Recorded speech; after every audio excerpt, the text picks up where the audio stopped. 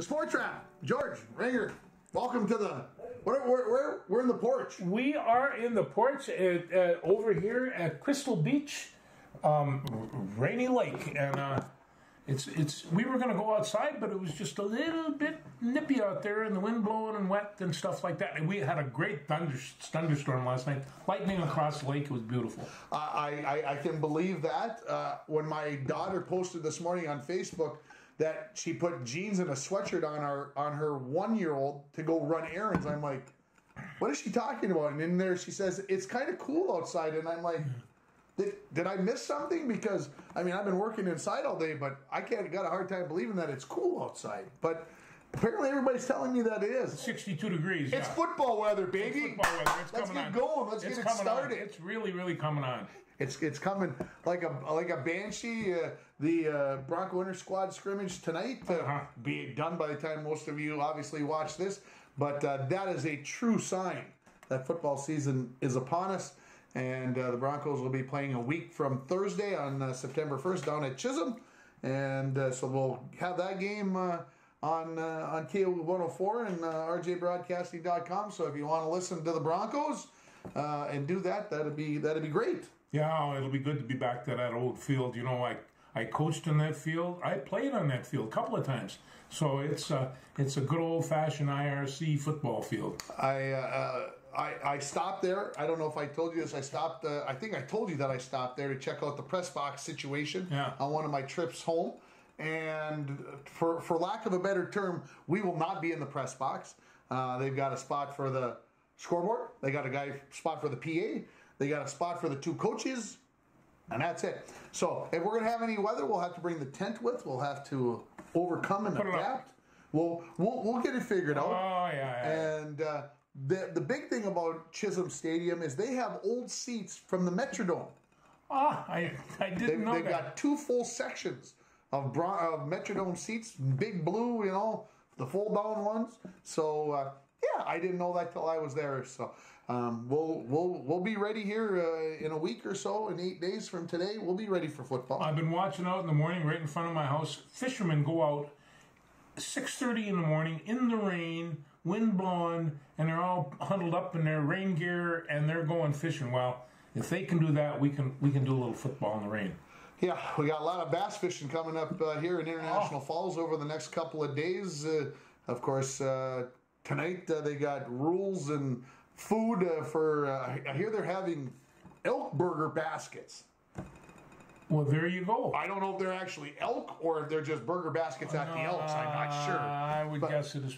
You know, that exotic meat type thing, and elk is very, very good for you. It's very low in fat and high protein. Delicious. Oh, besides, it's delicious. And then, of course, the parade on Thursday, and then the fishing Friday and Saturday. And, of course, if you want to listen, if you're out of town, you want to watch, yourliveevent.com. And, of course, we're on rjbroadcasting.com. Some shameless plugging for the radio station. But why should I do all that work and then you not know where to listen? That's exactly right. When we're doing the weigh-ins. That's right. We've got all that going on. And, of course, tomorrow night, being Thursday in this case, Bronco Volleyball opens in Two Harbors. So I'm making a trip to one of George's favorite places in the world, Lake Superior. Oh. And I'll be able to see it over the hump in the distance because of where the new high school is at. And I'll be down there for my first ever trip to Two Harbors Eggs Gymnasium, whatever they call it there. I'm not even sure. I mean, we've done the football game behind the school. The last time I was in the gym was in the old school, and that was all from the 30s, and it was just like a beautiful old vintage gym, but not so hot to play on. There you go. That's the way things are. So, girls swimming and diving, might as well finish up the high school. Get started on Tuesday. We'll have that for you on your live event in rjbroadcasting.com as well. And then the Broncos on Thursday. We'll have North Central Stars football on Friday for you. And of course, Coach's Corner starts this Saturday. Everybody's been you're not working Saturday mornings. What you took the summer off? What the heck? So we'll start Coach's Corner at 9:03, and of course that'll be on rjbroadcasting.com. And of course everybody's, why is it on your live event? You should. Okay, folks, calm down. Tim's only, you know, when we get home from Rush City at 2:30 in the morning and got to be there for Coach's Corner, you got to give me a little semblance. Anyway, there you go. Getting home till 2:30. The game's at 7. Yeah. the only saving grace is we know Rush City's probably going to run the ball 55 times, but that game probably won't be over till 10. Then get a bite to eat, 4 hours home from Rush City, It's 2 o'clock in the morning. It's a pull. It's a pull. Yeah. We maybe we'll rent a helicopter. We'll just be there in a hurry. So I'm sure the radio pickup expense. So there we pick are. up the tab, no problem. So there's high school sports pretty much in a nutshell. Indus and Little Fork Volleyball play each other on Friday night. Want to make sure we get all the local stuff out of the way there. So let's talk the Vikings. I said it was football season. It is. Let's talk Vikings, and they pulled the trigger this week on telling us that they can't trust Sean Mannion and Kellen Mond. Well, from what I can hear the analysts saying, they weren't that disappointed in Mond's playing in the first game. The second game, he couldn't hit anything. As my old coach would say, good arm couldn't hit the broadside of a barn. And they were fluttering, they were going high, and I'm telling you, he's not throwing into a collegiate secondary in that bunch. They'll pick him off, and they did. In fact, the guy that picked off the first pass, he got cut. So, this is top shelf competition. Well, remember, we got to remember, the Vikings didn't play 27 of their top players. Yeah. San Francisco didn't play 27 of their top players. So you're essentially playing against the second string. And Mond, I think ended up 10 for 22 for 87 yards and a pick, I think were the final numbers, if I remember correctly. And that's not going to get it done. I watched Sean Mannion a little bit. He did not look good at all. So I can understand why they pulled the trigger. Now, having said all that, they've got one preseason game left against Denver. And then they basically got 2 weeks off until they are going to have to play a game. But they got till next Tuesday, the 30th, to kind of cut down to the 53-man roster. And you would guess, this is my guess, this is how I feel like it's going to go. Sean Mannion's going to get cut. Yep. Mullins will be on the roster, and Mond will be on the practice squad. I believe that's true. So that's how I see it happening. Well, and you got to keep in mind, and everybody's saying, well, Cousins never been hurt. Well, that's hope, not a particularly good strategy. No. And it's not just for the quarterback position. It's just like we have 1 or 2 injuries on the offensive line. Things could get real shaky, and so you have to have backups, because if there's one guarantee in professional football, there's going to be injuries. People are going to go down, and there's no two ways about it. So when they go about picking their backups, I can understand why they're concerned. And although Mullins only played 17 games, started 17 NFL games over the last 5 seasons. So that gives him a whole lot more experience than those other guys. Does it make anybody out there feel any better that I had never heard of Nick Mullins until we traded for him? And he started 17 NFL games, and I've never heard of him before. So, I don't consider myself a diehard NFL fan, but it's hard to believe that a guy could have started 17 games over the last 5 seasons, and you missed it completely. Well, he was with the Raiders, and so unless you were kind of connected with them. Yeah, but he started for Cleveland and somebody else. Now, it wasn't even the Las Vegas who he started for, and the Niners. So I'm just like I'm wow. So anyway, the Vikes looked pathetic on Saturday night, for lack of a better term. That's the only way. That's a very good term to explain it. 1 touchdown, really only 1 consistent drive. We talked about the quarterbacks. Albert Wilson, who caught the 2 touchdown passes from Mond in game 1 of the preseason, had his contract terminated the other day because, he's got a hip injury that they don't know if he's going to be able to maybe ever play for him again. So that takes care of him. And so if you look at it, the Vikings have scored 3 touchdowns in 2 preseason games, and Tyson Chandler's got that lone touchdown, and we'll see what happens. Well, if bringing up Ty Chandler, I think if you take a look, if you've got some backups, you've got a couple of running backs that seem to be able to do the job behind Madison and Cook, and so I think you've got to have 4 running backs. It's nice to have 4 running backs, and that doesn't include Hams. And and there was a nice article about CJ. He caught 47 passes last year. For this guy that knocks people over and hits linebackers, he's got a pretty good set of paws. And you know, he's going to be in this offense. He's going to have to catch passes because he's not going to run the ball. I can almost guarantee you that. Well, so. You know, I don't know how you can have a corral of stallions and not put the ball on the ground once in a while. I said they're going to run the ball some, but I don't think it's going to be what we had in the past with our good friend Mike Zimmer, and of course Mike Zimmer's getting some love in the Twitterverse because Mond hasn't looked good, and he even said, "Am I right? Was I right?" Hey, he might have been right. Maybe Kellen Mond isn't the answer, but we'll see how it all pans out. I do have to say I'm a little nervous. With the Vikings and not playing their first stringers any yet, and we got to play the Green Bay Packers in 3 weeks. Well, you know, in the old days, you would play 5 preseason, and by the 5th game, you had your starters out there for 3/4 of the game. And we haven't seen any of them, and especially on defense, our highly touted defense has not been touting anything. So. And I don't want to hear anything about they've been playing football all their lives because that's baloney. You got to get sharp. You got to get into playing. Every day you're going to play at that level. I don't want to hear that they do it in practice. When they turn the lights on, they put 65,000 people in the stands and they're all screaming. You don't simulate that. You got to get out there and do it. That's what preseason games are for. Bam. Okay. Anything else about the Vikings that we need to discuss? I'm looking forward to that first game against the Green Bay Packers. Got to be looking forward. Anytime the Vikes and the Packers play, got to be looking forward to it. Let's talk a little bit of Gopher football because they're just 8 days away from playing New Mexico State with our good friend Jerry Kill in tow. And what are you hearing about the Gophers? I'm going to tell you, I watched the Big Ten News the other day, and actually yesterday, and they were talking about who do you see as being the Big Ten Coach of the Year? And he picked PJ Fleck. And then who is going to be, who are you picking to win the Western Division?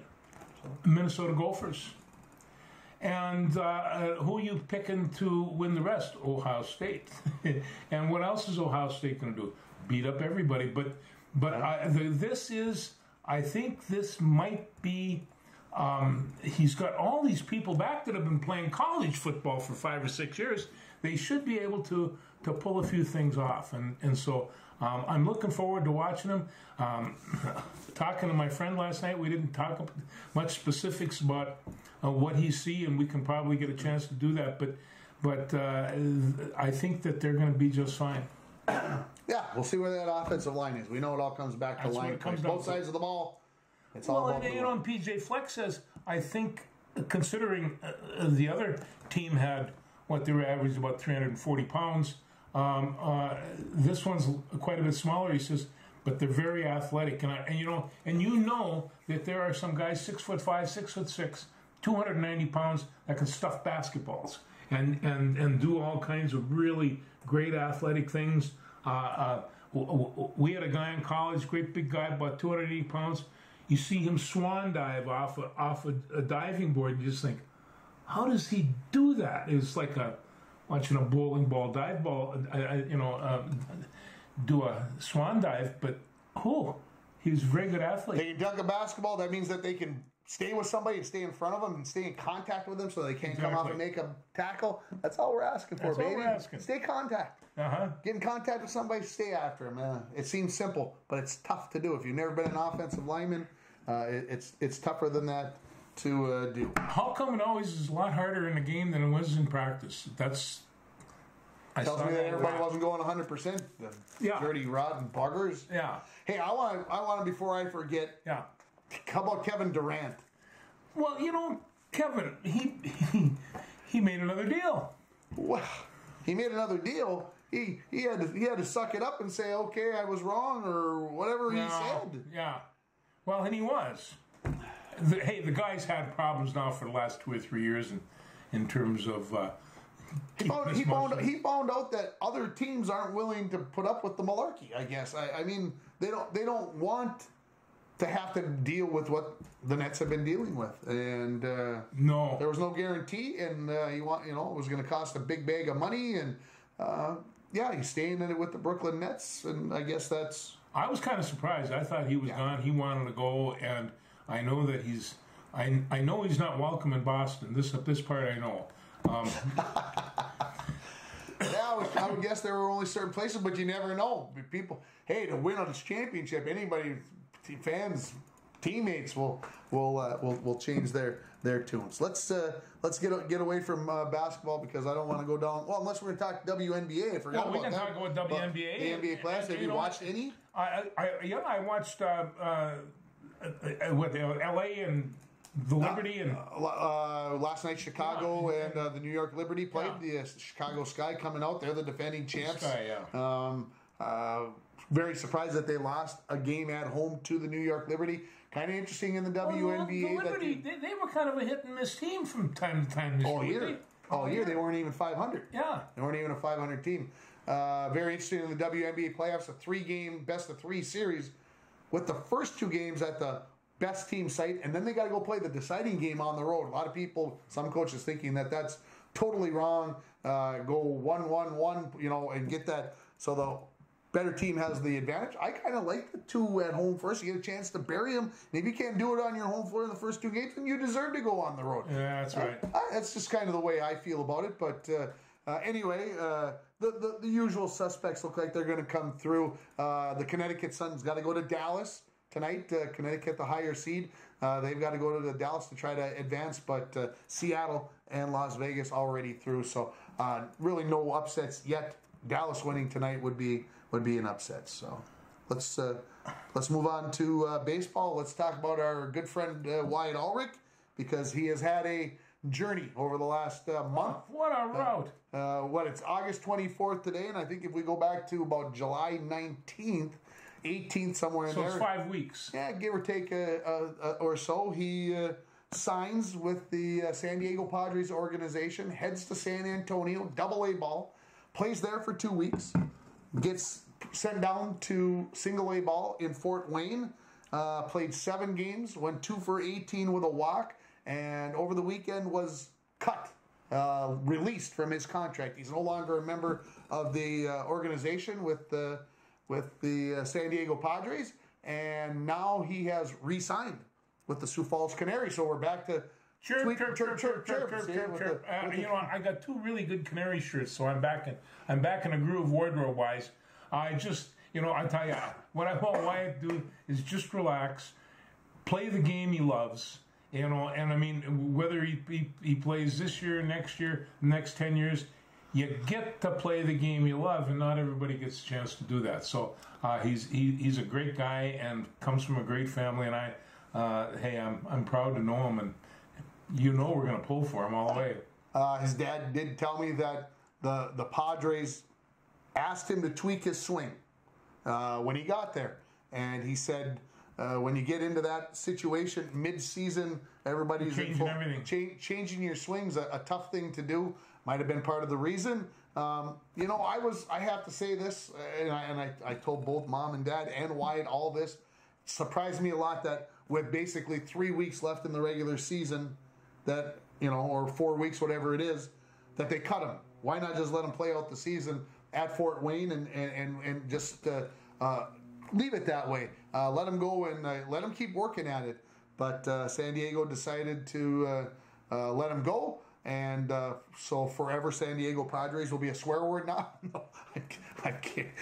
But I went right back to Sioux Falls. I assume got on a plane or whatever, got out of Indiana and made his way to Sioux Falls. Was in the lineup last night. Went 0 for 4. Made contact each and every time, but ground balls and fly balls that were caught or fielded.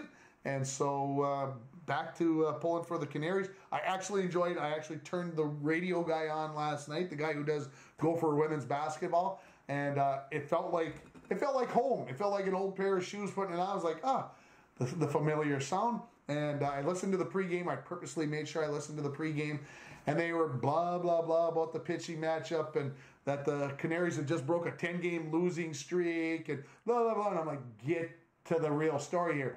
And then he says finally, and then we got a familiar face back, and they talked about how great it was to have Wyatt back in the fold and everything else. So we wish Wyatt nothing but the best. Oh, yeah. And I said to his mother today, I said, I hope he's happy. And when I said that, I meant I hope he's happy to be back in Sioux Falls, and kind of that he meant that, he's at peace. Nobody's going to be trying to adjust his swing anymore, type of thing. And I think she maybe thought, well, it's no fun being sent down, but I hope that he's relieved. I think there was a certain amount of stress there trying to change the swing, so I hope he can just relax. Go play baseball the way he likes to play baseball, not have somebody chirping in your ear about, well, you didn't do this or you didn't do that. Go up and play baseball the way he knows how to do it. And it might take him a game or two to let that swing come back natural, and we'll see how things go. No, I tell you, Wyatt's not the kind of guy. He's never failed in anything in his life. This guy has been perpetually successful. So he's not gonna let him get this done. This is part of the deal. And I will say this, and like I said, use this for fuel for fire. Why there was a part of me who thought if he ever got cut by the Padres, he would hang him up. That he would put the cleats in the closet, put the bat away, and say, I'm done. Not saying that he couldn't do that at the end of the season, but by him going and signing back with Sioux Falls for the final, they've only got like 12 games left.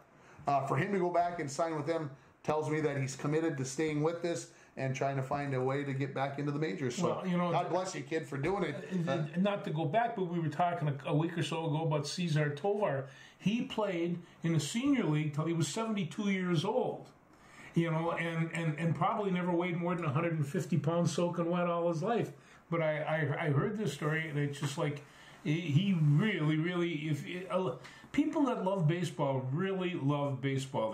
They're as fanatical about it as anything. Even more fanatical, I believe, than football, which is hard to say. But George, I know, easy what you say about these things. Oh, cow. Hey, the Minnesota Twins, losers of 4 straight, as we talked on a Wednesday afternoon. And it's not any easier when you're playing the Houston Astros and trying to win in their ballpark. And Verlander goes for and then Verlander, throws 6 no-hit innings last night. Even said that the Twins had really no good swings on any of his pitches. No. So that begs the question, because it seems like I ask it every week, so I'll ask it again because I'm looking at Canada on your map over here and out the window. Are we in trouble? Yes. Oh, yeah. That was. Well, for one thing, Buxton seems to he's out, and and I don't understand this. He's out and he's on a disabled list, and he stole a base, and it's you kind of wonder. Hey, do we need his bat? Well, he's hitting about 220, and and they're talking about the amount of hits that he gets when people are in scoring position.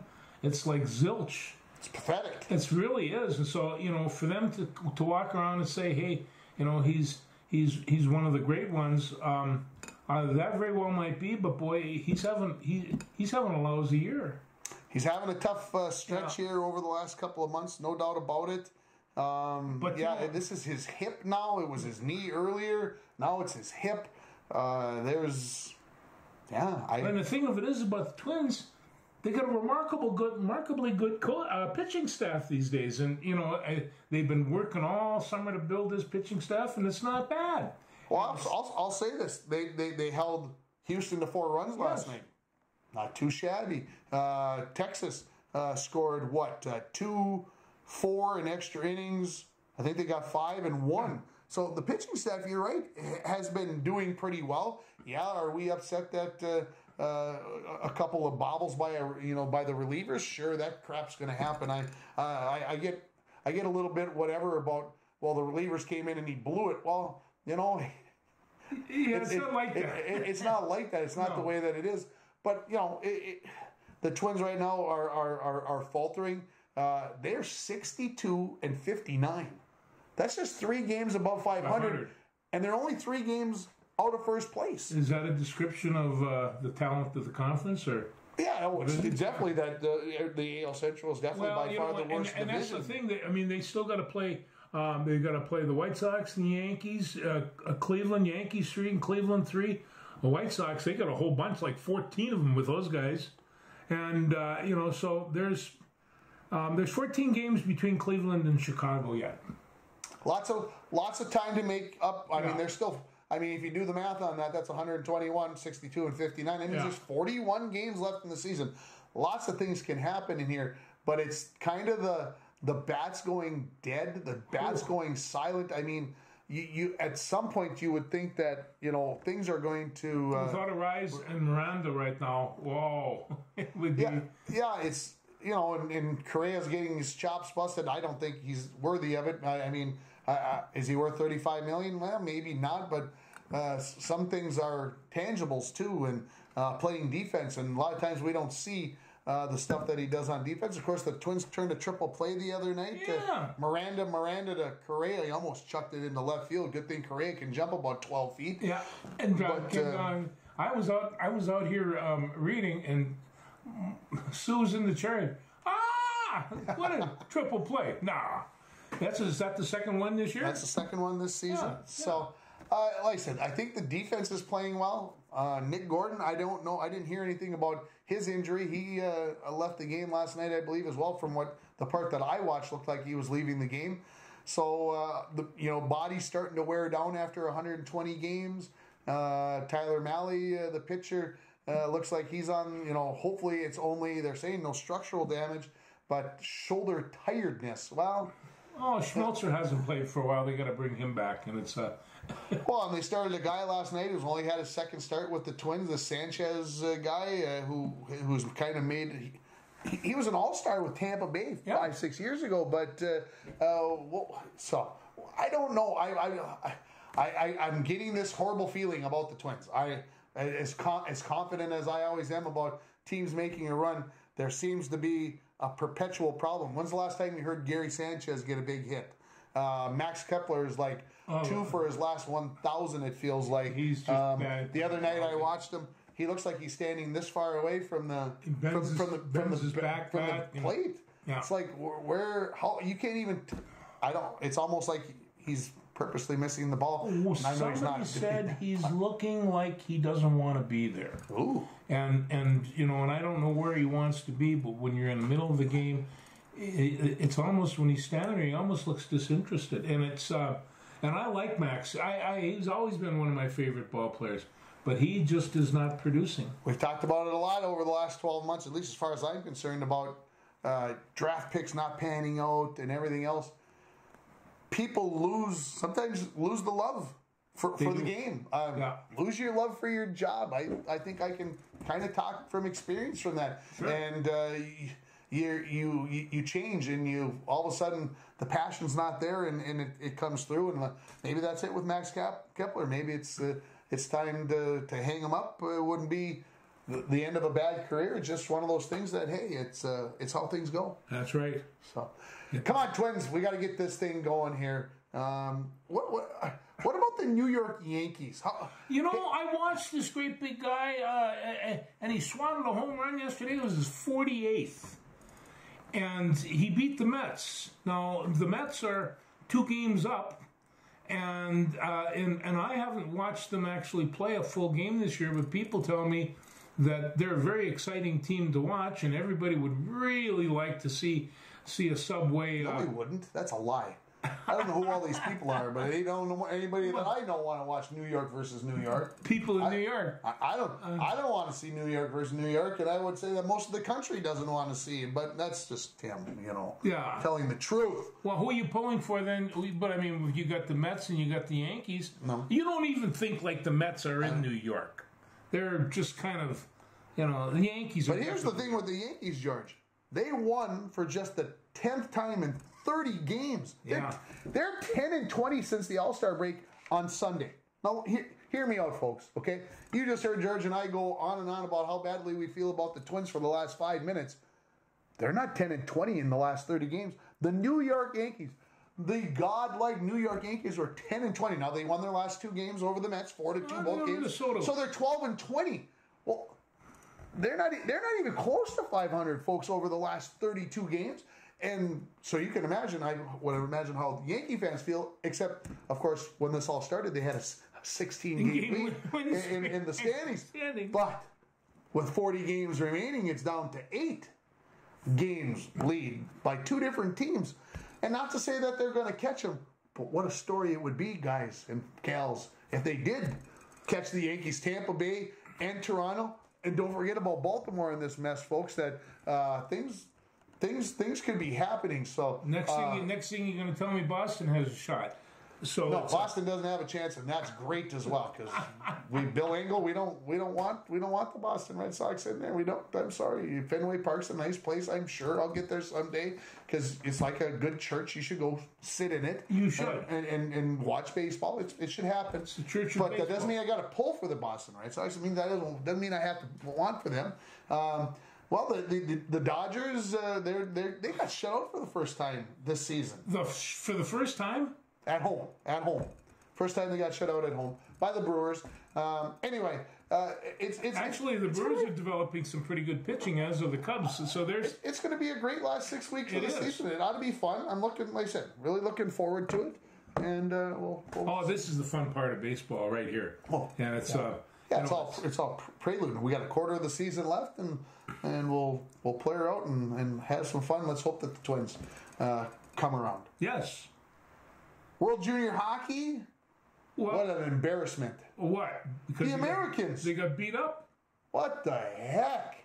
The last time we were talking about how we knew for sure that it looked like the U.S. and Canada would play for the finals, and then the Czech Republic screwed that up and big beat them up pretty good. Yeah, the goaltender missed a couple of bad shots. I'll just say it that way for the Americans. All of a sudden, they're down 3-1 in the 10 minutes left in the second period, so there's plenty of time to come back. Get a 5-minute power play with about 10 minutes left in the third period, score once. Couldn't score again. Wow. I mean, that's why they play the game, folks, right? I mean, seriously, that's why they play the game, because anything can happen. Is it Russia versus the United States, the USA, Russia in the Olympics? No. But the Czech Republic had not looked good in the tournament, and to lose to the Czech Republic is a kick right square in the pants. Yeah. And the Americans, they were already looking to the semifinals. Well, we don't really have to pay attention to the Czech Republic, and a valuable lesson learned, boys. Don't let it happen again. Although, watching that junior tournament, I really like watching that. Yeah. Those kids are all 20 years old, and they're going to all be stars, and they're working on, not all, but a good many of them, and it's all of a sudden, it's alive and well, and these athletes, hey, they're good-looking athletes. I'm not sure just what you could, say was the matter with their performance, but it was not that good. Yeah, one game, anything can happen. We'll see. Loons, nice win over second place Austin at home on Saturday. A couple of goals, one in each period. And from what I read, I didn't get to watch any of it. Sounded like they played well. So still in fourth place in the Western Conference, trying to get a home game for the playoffs. Take the top 7 out of the Western Conference. One gets a bye, 2 play 7. So get in that top 4, get a home playoff game. I think that's what they're looking for. And then saying, hey, heck, anything can happen. LAFC, far and away, number 1 team in the West. Nobody's going to catch them. But Austin was in second place. And I think they played well enough to say, hey, everybody, we're here. I think you have to take a look at the Loons and the Lynx and the history lesson there is you can't lose a whole bunch right off the bat. Because you're pedaling upstream, swimming upstream the rest of the time, and it's just because you knew that these were talented teams, and it's just, but you can't get that far down. It's tough to climb out of the hole. Fourth place, we'll I would take that in a heartbeat to make the playoffs again, but again with a home field, that would be outstanding. What else have we got this week? Lenny Dawson died this morning. Lenny Dawson from Purdue and Kansas City. I did not know that he played for Purdue. There you go. Purdue. Lenny Dawson, he was the quarterback that beat the Vikings. Jerk. Kansas City Chief. And Super Bowl 4. He was. Yeah. Yeah, and that was, now you take a look at that Kansas City Chiefs team, and they had some real characters on that team. That was, if you're going to lose to a team, lose Super Bowl, but that was a fun team to lose to. It's and Lenny Dawson led that bunch, and then after that he became a sportscaster and That's the way I remember. And a really, really good one. I don't think I ever watched him live play a game as a quarterback. I remember him as an announcer, and as you said, he was a good one. So, Yeah, no, 87 years old. 87. It's good life. It sounds like to me. Oh yeah. Play some football, watch some football. You know, there was never any animosity with this guy. He was smiling, kind of like a Dandy Don Meredith, only a little bit nicer. You know, Dandy Don was from Texas. Well, what are you going to do? You know, you're from Texas. And Lenny Dawson was just cool, calm, collective, and pretty talented. What else you got? Anything of interest? Of interest? Well, let's see.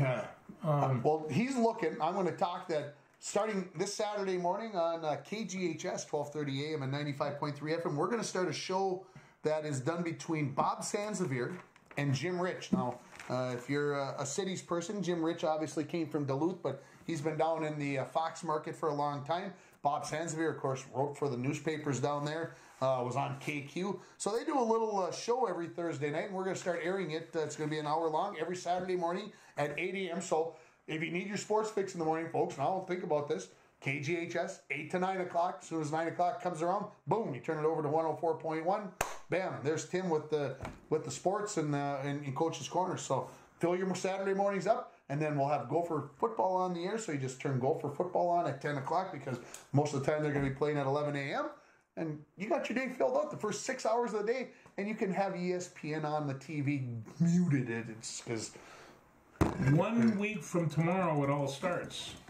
1 week from tomorrow it all starts with the college football. And then you take a couple of drinks and have a hamburger and the season's And we're going over. to the Rose Bowl. Yeah, there you are. And we're going to the Rose Bowl. Hey, the Rose Bowl this year, Army-Navy game next year, that's pretty much my bucket list. I can quit going to football games. Well, except that it would really be nice to win that Iowa game. I've been thinking about that. And when these guys that were talking about how good Minnesota could be with the running backs and with a 6-year senior quarterback and a bunch of other things, I thought, this team, if they can get an offensive line together, and I think defensively, I think they're going to be just fine. This is going to be a fun team to watch. I'm looking forward to seeing the Gophers, especially that Iowa game. Remember, it's easier to be the hunter than the hunted. I am the hunter. Yeah. Well, Iowa, not 19. Did you figure anything else that you got left on that I went through all my stuff here. I just wanted to talk about some of our, like Smith, our tight end from the Vikings. I don't think he's catching any footballs, and I'm not sure he's going to be catching any footballs anytime soon. They say he's going to be ready. Yeah. He's ready. He's going to be ready to go. Well. I'll believe it when I see it. I will see that when I believe it, yeah. Anyway, there we are. I think I probably should mention PGA FedEx Cup is the championship. No, how does this thing work?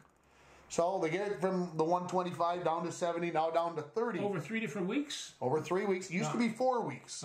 They'd go from 125 to 70, I think to 50 to 30, but they decided to take a week out because they wanted to be done before college football started. Good idea. Yeah, great idea. Yeah. Anyway, so now they got 30 players, and Scotty Scheffler is the number 1 seed. He's the top dog. So tomorrow when he starts at minus 10. That's his score. And then Patrick Cantlay, he's in second place. He starts at minus 8. Minus 8. Okay. 8. They give the leader a 2 shot, so that you're fighting for that number 1 spot. And then 7-6 down to 5. So that's your top 5. And then they go in groups of 5. So 6 through 10 are at minus 4. And 11 through 15 are at minus 3. All the way down to 26 through 30 are at even. And then they just play the weekend, and whoever has the best score on Sunday based off of those scores, starting scores, is the champ. They get all the seed by points that they've gathered throughout the year. Yep. Well, then Scheffler would be the one. Yeah, Scheffler's there. He hasn't been playing well recently. Yeah. He did okay last weekend. Missed the cut the weekend before, actually. Yeah. So we'll see how it all plays out. It's going to be interesting. Maybe on Sunday afternoon, maybe I'll find myself in a chair watching that. And, of course, the Little League World Series, probably the championship game will be on sometime Sunday afternoon as well. And while I'm trying to fit in on that, maybe those things will occur because Again, Bronco volleyball Thursday, IFBC Friday and Saturday night, plus a little blues hour at when the Twins get over, maybe about 9:30, quarter to 10, 10 o'clock. George will have me working till hours. Coach's Corner. It's going to be a long 3 days. So what I'm saying is Sunday might be a day of. Yeah, you better get. Or maybe this in the chair. Like that'll be the last Sunday you'll be able to do that. No, I'll have one more Sunday. Oh yeah. Because the NFL football doesn't start till the 11th. Oh, I thought it was the 3rd. Oh no. We got another week before that all gets started. Yeah, the next weekend we're going to be watching Wasabi and Vermilion play football. Yes, we are. That's where we're going. Yes. Thanks everybody for watching. Sorry, I'm all jazzed up. You'd think that I had. Yeah, it's football season. Thought I'd have Mountain Dew by now, but I haven't. Yes. Thanks everybody for watching. Take care, guys.